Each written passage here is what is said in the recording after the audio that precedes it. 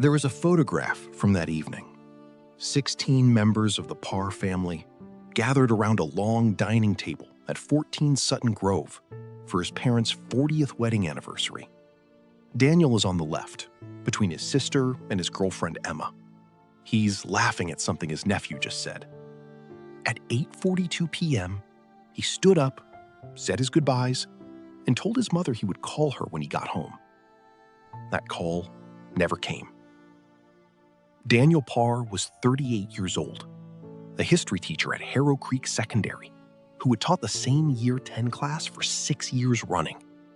His colleagues described him as methodical and meticulous, the kind of teacher who had Monday's lessons prepared by Saturday afternoon.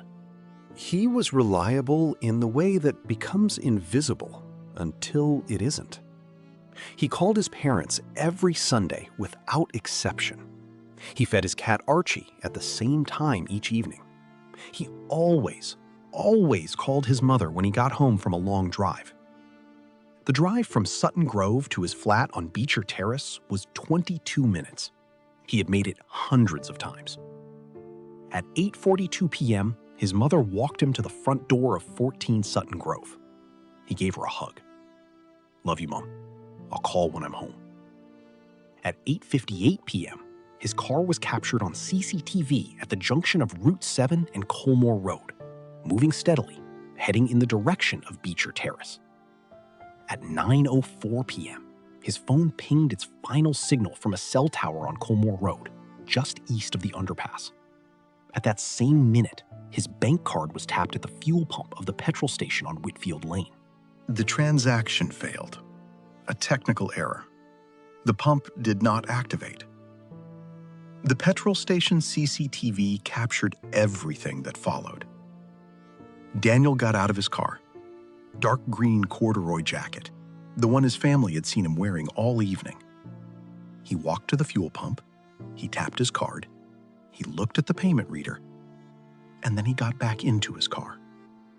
Without getting fuel, without going inside, without using his phone.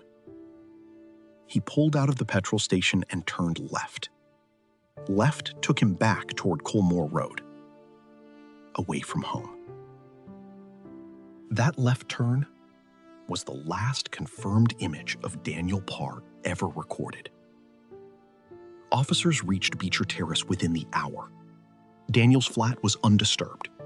Archie was in his usual spot by the radiator. Monday's lesson plans were laid out on the desk, prepared in advance, exactly as his colleagues would have expected. His car was never found. The canal adjacent to Colmore Road was searched. The surrounding streets were canvassed for CCTV. Every camera between the petrol station and Beecher Terrace was reviewed and documented. Nothing. He had turned left and disappeared.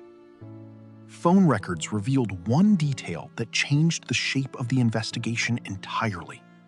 Between 8:42 p.m., when Daniel said goodbye at his parents' door, and 9:04 p.m. at the petrol station, his phone received one call at 8:55 p.m.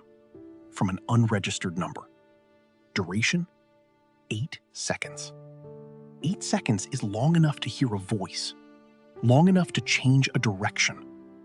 The number was unregistered. It was never traced. Daniel did not call back. He did not mention it to Emma, who was still at his parents' house. He continued to the petrol station, tapped his card, got back in the car, and turned left. Inside Daniel's flat, on the kitchen table, investigators found an opened letter. It was from a solicitor's office in Harrow Creek, dated 3 weeks before he disappeared. It referenced a legal meeting scheduled for the following Wednesday concerning the disputed estate of Daniel's uncle Gerald, who had died 6 months earlier and left the terms of his will contested. The dispute had been active for 3 years, involving a man named Roy Fenwick, 52, who had challenged the will's provisions through a claim that had stalled twice in mediation. Roy Fenwick was interviewed by police. He denied any contact with Daniel in the period before the disappearance. His whereabouts on the night of October 11th are documented. but contested by a witness whose account contradicts the timeline he provided. The solicitors' meeting scheduled for that Wednesday never took place. The estate was eventually settled without Daniel, his share held in trust, uncollected. Roy Fenwick was never charged. Daniel Parr has not been found. His car has not been found. The unregistered number that called him at 8:55 p.m. has never been identified.